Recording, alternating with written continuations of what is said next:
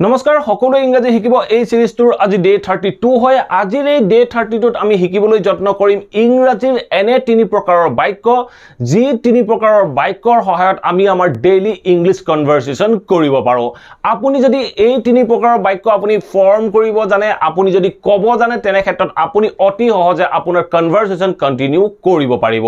গতিকে ভিডিওটো খুব ইন্টাৰেষ্টিং আৰু খুব ইম্পৰ্টেন্ট হয় উইথ এক্সাম্পল আৰু উইথ সিচুৱেচনৰ সৈতে আপোনালোকক মই সকলোখিনি যত্ন কৰিম ভিডিওটো স্কিপ নকৰাকৈ হেখলৈকে চাওক এই ভিডিওটোত মই যিমান কেটা বাক্য ইনক্লুড কৰিছো প্ৰত্যেকটো বাক্যই ইম্পৰ্টেন্ট হয় আৰু আপোনালোকেও এনে ধৰণৰ বাক্যবোৰ আমাৰ ডেইলি লাইফত বা আপোনাৰ ডেইলি লাইফত ব্যৱহাৰ কৰি থাকিব লগা হয় সো আহক এটা টপিক কেটা ডিসকাস কৰো আমি আমাৰ ডেইলি লাইফত যেতিয়া আমি কোনো এজন ব্যক্তিৰ লগত ইংৰাজীত কথা পাতিব লগা হয় তেনে ক্ষেত্ৰত আমি কেৱল মাত্ৰ তিনি প্ৰকাৰৰ সেন্টেন্সে ব্যৱহাৰ কৰো সেই তিনি প্ৰকাৰৰ সেন্টেন্স হল এফাৰ্মেটিভ সেন্টেন্স নেগেটিভ সেন্টেন্স আৰু ইন্টাৰোগেটিভ সেন্টেন্স আমি এফাৰ্মেটিভ সেন্টেন্স সহজে ফৰ্ম কৰিব পাৰো আমি যেতিয়া কোনো এজন ব্যক্তিক এটা নেগেটিভ সেন্টেন্স ক'ব লগা হয় বা সেই ব্যক্তিজনক যদি আমি কোনোবা এটা কোৱেশ্চন কৰিব লগা হয় তেনে ক্ষেত্ৰত আমি অসুবিধাত পৰো গতিকে আমি নেগেটিভ আৰু ইন্টাৰোগেটিভ সেন্টেন্সৰ ওপৰত বেছি গুৰুত্ব দিব লাগে কাৰণ নেগেটিভ আৰু ইন্টাৰোগেটিভ সেন্টেন্সৰ অবিহনে আমি আমাৰ কনভাৰসেচন কন্টিনিউ কৰিব নোৱাৰো গতিকে আজিৰ এই ভিডিওটোত আমি ডিসকাস কৰিম এফাৰ্মেটিভ নেগেটিভ আৰু ইন্টাৰোগেটিভ সেন্টেন্স আমি কেনেদৰে অতি সহজে কৈ থাকিব পাৰো সো আপোনালোকৰ বাবে কেইটামান এক্সাম্পল লৈ আহিছো সো ফাৰ্স্ট এটা এক্সাম্পল বা এটা সিচুৱেচনৰ মাধ্যমেৰে আমি বুজিবলৈ যত্ন কৰো ধৰক আপোনাক মই দেখিলো যোৱাকালি দেখিছিলো আপুনি কোনো এজন ব্যক্তিৰ লগত কথা পাতি আছিল আপুনি কোনোবা এজন ব্যক্তিৰ লগত কথা পাতি আছিল মই আজি আপোনাক এই মুহূৰ্তত লগ পালো লগ পাই মই আপোনাক কি সুধিম আপুনি যোৱাকালি যিজন মানুহৰ লগত কথা পাতি আছিল তেখেত কোন আছিল বুলি ক'বলৈ যাওঁতে আমি কম who was he মই ইন্টাৰোগেটিভত কলো পাষ্টত কৈছো পাষ্টত কোৱাৰ কাৰণে মই কলো who was he so এনে ধৰণে আমি কোৱেশ্চন কৰিব লাগে যেতিয়া মই কোৱেশ্চন কৰিম তেতিয়া আপুনি মোক উত্তৰ দিব তেখেত কোন আছিল তাৰ বিষয়ে ক'ব তেতিয়া আপুনি ক'ব যে he was my teacher তেওঁৰ মোৰ শিক্ষক আছিল এনে ধৰণে আপুনি উত্তৰটো দিব বা আপুনি ক'ব পাৰে যে তেওঁ এজন ডক্টৰ আছিল he was a doctor তেওঁ এজন ডক্টৰ আছিল তেওঁ যি আছিল তাৰ বিষয়ে আপুনি উল্লেখ কৰিব আপুনি তেখেতৰ পাষ্টৰ ষ্টেট অফ বিইং অৰ কথা ক'লে সো ঠিক তেনে ধৰণে মই যদি আপোনাক সুধো যে আপুনি কালি যিজন মানুহৰ লগত কথা পাতি আছিল তেখেত ডক্টৰ আছিল নেকি বুলি যদি মই আপোনাক প্ৰশ্নটো কৰো আপুনি কেনেদৰে উত্তৰ দিব বা মই প্ৰশ্নটো কৰোতে মই কেনেধৰণে প্ৰশ্নটো কৰিম মই আপোনাক কম যে was he a doctor এনে ধৰণে মই প্ৰশ্নটো কৰিম তেতিয়া আপুনি তাৰ উত্তৰ দিব যে তেওঁ এজন ডক্টৰ নাছিল বুলি কওঁতে আপুনি ক'ব he was not a doctor তেওঁ এজন ডক্টৰ নাছিল এনে ধৰণে আমি এফাৰ্মেটিভ ইন্টাৰোগেটিভ আৰু নেগেটিভ একেটা বাক্যকে আমি লৈ কেনে ধৰণে এফাৰ্মেটিভত ক'ব পাৰো কেনে ধৰণে নেগেটিভত ক'ব পাৰো বা তাক যদি আমি কোৱেশ্চন কৰিব লগা হয় কোনো এজন ব্যক্তিক আমি কেনেদৰে কোৱেশ্চন কৰিম তাৰ বিষয়ে আমি লগতে প্ৰেক্টিস কৰি যোৱা অত্যন্ত প্ৰয়োজনীয় আমি যেতিয়া ইনিশিয়াল ষ্টেজত আমি ইংৰাজী ক'বলৈ শিকো বা ইংৰাজী লিখিবলৈ শিকো তেনে ক্ষেত্ৰত আমি এফাৰ্মেটিভ সেন্টেন্সৰ ওপৰত বেছি গুৰুত্ব দিও নেগেটিভ আৰু ইন্টাৰোগেটিভ পিছত শিকিম বুলি ৰাখি থোৱা হয় আৰু তাৰ ফলত আমি পিছত গৈ অসুবিধাৰ সন্মুখীন হওঁ গতিকে আপোনালোকে বা যিসকল ছাত্ৰ-ছাত্ৰীয়ে বৰ্তমান ইংৰাজী ক'বলৈ শিকিবলৈ যত্ন কৰি আছে এফাৰ্মেটিভৰ লগতে নেগেটিভ আৰু ইন্টাৰোগেটিভ সেন্টেন্স প্ৰেক্টিস কৰি যোৱাটো অত্যন্ত প্ৰয়োজনীয় সো আৰু দুটামান এক্সাম্পল আৰু দুটামান সিচুৱেচনৰ মাধ্যমেৰে ইয়াক বুজিবলৈ যত্ন কৰো ধৰক আপোনাক মই লগ পাইলৈ আপোনাক মই কোনোবা এগৰাকী মহিলা বা কোনোবা এগৰাকী ছোৱালীৰ বিষয়ে সুধিছো যে আপুনি তেখেতক বা তাইক কলেজত কেতিয়া লগ পাইছিলা বা যোৱাকালি কেতিয়া লগ পাইছিলা এনে ধৰণে মই কোৱেশ্চন কৰিব লগা হল আপোনাক যদি মই সুধিব লগা হয় আমি কেনেদৰে প্ৰশ্নটো কৰিম এটা বাক্যটো সব কি কৈছে পাষ্ট ইনডিফিনিটত কৈছে যে কেতিয়া লগ পাইছিলা পাষ্ট ইনডিফিনিট টেন্সৰ interrogative sentence past indefinite tense or interrogative sentence হোৱাৰ লগে লগে আমি বাক্যটো did ব্যৱহাৰ কৰিম আৰু কেতিয়াৰ কাৰণে আমি when ব্যৱহাৰ কৰিব লাগিব তেতিয়া আমি বাক্যটো কম যে when did you meet her at college তুমি কলেজত তাই কেতিয়া লগ পাইছিলা আপুনি যেতিয়া লগ পাইছিলে তাৰ বিষয়ে ক'ব I met her at 2 pm আমি পিছৰটো assertiveত ক'লো তাৰ উত্তৰ দিলো মই ক'লো যে I met her at 2 pm মই তাইক 2 বজাত লগ পাইছিলো মই যদি আপোনাক হুদু যে did you you meet her at college yesterday? Did you meet her at college yesterday? তুমি তাইক যোৱাকালি কলেজত লগ পাইছিলানে? এনে ধৰণে সুধিলো এনে ধৰণে সুধাৰ লগে লগে আপুনি মোক কৈছে যে নাই মই তাইক যোৱাকালি কলেজত লগ পোৱা নাছিলো মই যোৱাকালি তাইক কলেজত লগ পোৱা নাছিলো আপুনি past indefinite tenseৰ এটা নেগেটিভ সেন্টেন্স কৈছে past indefinite tenseৰ যেতিয়া নেগেটিভ সেন্টেন্স কব আপুনি did not ব্যৱহাৰ কৰিব লাগিব তেতিয়া আপুনি কব I didn't meet her at college yesterday I didn't meet her at college yesterday মই যোৱাকালি তাইক কলেজত লগ পোৱা নাছিলো এনে ধৰণে আমি didn't ইউজ কৰি past indefinite tenseৰ বাক্যবোৰ নেগেটিভ কৰিব পাৰো বা did ইউজ কৰি আমি past indefinite tenseৰ বাক্যবোৰ ইন্টাৰগেটিভ কৰিব পাৰো সো এতিয়া চাও আমি নেক্সট এটা এক্সাম্পল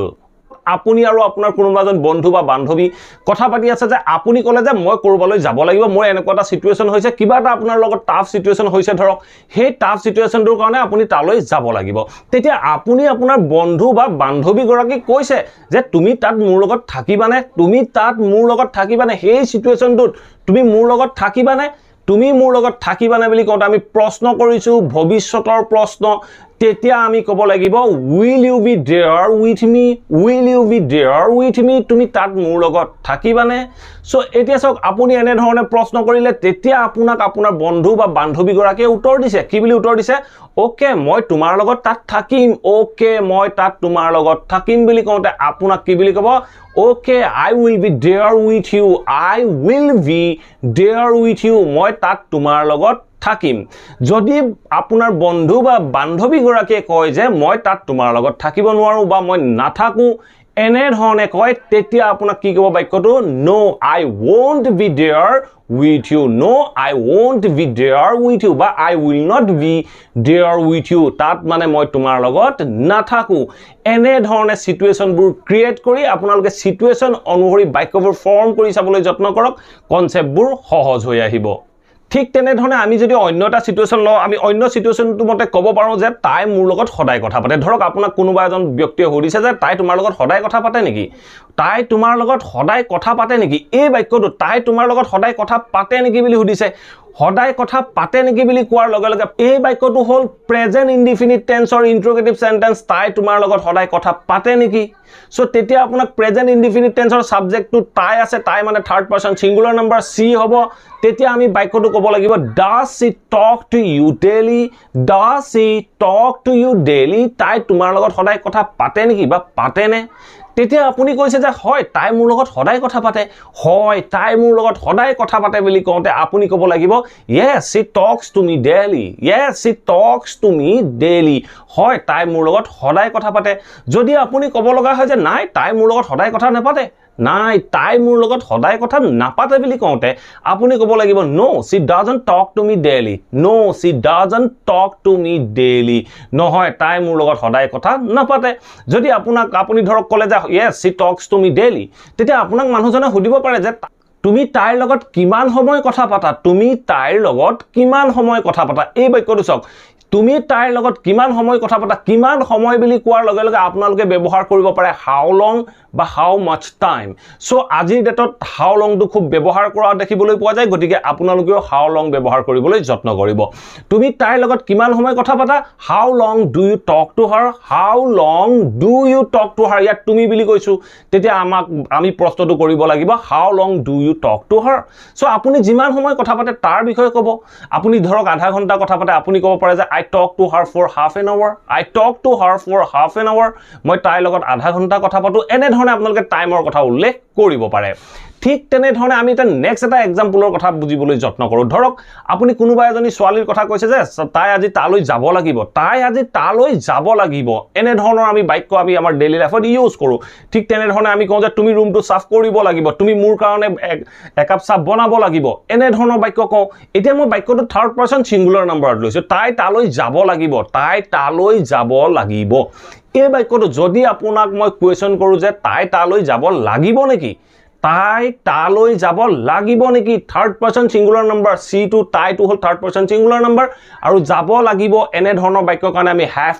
টু ব্যৱহাৰ কৰো প্ৰেজেন্টত তেতিয়া আমি কম does she have to go there does she have to go there তাই তালৈ যাব লাগিব নেকি তেতিয়া আপুনি ক'ব পাৰে যে yes she has to go there she has to go there হয় তাই তালৈ যাব লাগিব যদি আপুনি নিগেটিভত কয় নাই তাই তালৈ যাব নালাগে তেতিয়া আপুনি ক'ব পাৰিব যে no she doesn't have to go there no she doesn't have to go there নাই তাই তালৈ যাব নালাগে যদি পাষ্টত হয় তেতিয়া আমি কি কৰিম ডাজৰ ঠাইত did ব্যৱহাৰ কৰিম আপুনি ধৰক কৈছে she had to go there তাই তালৈ যাব লগা আছিল যদি আপুনি ক'ব লগা হয় তাই তালৈ যাব লগা নাছিল she didn't have to go there ঠিক তেনে ধৰণে এই বাক্যটো যদি আমি ইন্টাৰোগেটিভ কৰো তাই তালৈ যাব লগা আছিল নেকি did she have to go there did she have to go there so আপোনালোকে কনফিউজ নহব যে ইয়াত has হ'ব লাগিছিল বুলি নাভাবিব কাৰণ did বা does ইউজ কৰি দিয়াৰ পাছত বা do ইউজ কৰি দিয়াৰ পাছত আমি যেটো ভাৰ্ব হয় ভাৰ্বটো সদায় বেস ফৰ্মত কৰিব লাগে সো আশা কৰো এইখিনিলৈকে নিশ্চয় বুজিব পাৰিলে এতিয়া আমি অন্য এটা সিচুৱেচনৰ কথা বুজিবলৈ যত্ন কৰো ধৰক আপুনি এজন বন্ধুক লগ পালে আপোনাৰ বন্ধুজন একদম চুলি তুলি কাটি একদম টিপ টপ হৈ আহিছে আপুনি আপোনাৰ বন্ধুজনক দেখি সুধিলে এই চুলি কেতিয়া কটুৱালা চুলি কেতিয়া কাটিলা বা কটুৱালা বুলি আমি ক'ব লগা হল তেতিয়া আমি কি কম কটুৱালা মানে পাস্ট হৈ গল বা কটুৱাইছিলা বুলি ক'লে পাস্ট হৈ গল যেতিয়া পাস্ট হৈ যাব তেতিয়া আপুনি বাক্যটো পাস্ট ইনডিফিনিট টেন্সৰ বাক্য তেতিয়া আপুনি when did ব্যৱহাৰ কৰিব লাগিব তেতিয়া আমি কম when did you get your haircut when did you get your haircut তুমি তোমাৰ চুলি কেতিয়া কটুৱাইছিলা বা কেতিয়া কটুৱালা এনে ধৰণে আমি বাক্যটোত কলো যে when did you get your haircut so আপুনি ক'ব বিচাৰিছে যে মই জুৱাকালি মোৰ চুলি কটুৱালো তেতিয়া আপুনি বাক্যটো পাষ্টত ক'ব আপুনি ক'ব যে I got my haircut yesterday so যেতিয়া আমি অন্য বেলেগ ব্যক্তিৰ হতুৱাই কামটো কৰোৱা বুজাও তেনেকুৱা ক্ষেত্ৰত আমি পজিটিভ ভাৰ্ব got বা have ব্যৱহাৰ কৰিব লাগে সো আমি কলো যে I got my haircut yesterday ধৰক আপুনি ক'ব লগা হল যে মই মোৰ চুলি কটুৱা নাই বা কটুৱা নাছিলো বুলি ক'ব লগা হয় তেতিয়া আপুনি বাক্যটো পাষ্টত ক'ব তেতিয়া আপুনি বাক্যটো ইউজ কৰিব didn't তেতিয়া আপুনি ক'ব লাগিব যে I didn't get my haircut মই মোৰ চুলি কটুৱা নাই বা কটুৱা নাছিলো ঠিক তেনে ধৰণে আমি ক'ব পাৰো যে কোনে তাইক খবৰ দিব সো এটা চাওক এই বাক্যটো ধৰক মই যদি ক'ব বিচাৰো যে মই তাইক খবৰ দিয়াম বুলি কৈছো মই তাইক খবৰ দিয়াম মানে ভৱিষ্যৎকাল হোৱাৰ লগে লগে মই নিজে খবৰ নিদিও মই অন্য কাৰোবাৰ হতুৱাই খবৰ দিম বুলি কৈছো তেতিয়া মই বাক্যটো কম I will get her informed মই তাইক খবৰ দিয়াম সো এতিয়া চাওক আপুনি যদি মোক প্ৰশ্নটো কৰে যে আপুনি তাইক বা তুমি তাইক খবৰ দিয়াবানে তেতিয়া এই will টো আগলৈ আনিম তেতিয়া আমি কম will you get her informed তুমি তাইক খবৰ দিয়াবানে তেতিয়া মই আপোনাক কৈছো যে নাই মই তাইক খবৰ নিদিও তেতিয়া মই কম no I will not get her informed নাই মই তাইক খবৰ নিদিও আৰু এনে ধৰণৰ কিছুমান বাক্য চলি থাকে আমাৰ ডেইলি লাইফত ধৰক আমি ক'ব বিচাৰো যে মই ভবা নাছিলো তাই মোক সহায় কৰিব বুলি এনে ধৰণৰ বাক্য কিছুমান কওঁ মই ভবা নাছিলো I didn't think মই ভবা নাছিলো তাই মোক সহায় কৰিব তেনেকুৱা ক্ষেত্ৰত আমি বাক্যটো প্ৰথমৰ অংশটো আমি পাষ্টত কৈছো আৰু তাই মোক সহায় কৰিব বুলি কওঁতে she will help me আমি ক'ব নোৱাৰো আমি ক'ব লাগিব I didn't think that she would help me মই ভবা নাছিলো যে তাই মোক সহায় কৰিব এনে ধৰণে আমি বাক্যবোৰ ক'ব লগা হয় ঠিক তেনে ধৰণে এই বাক্যটো আমি যদি পজিটিভত কওঁ আমি ক'ব পাৰো যে মই ভাবিছিলো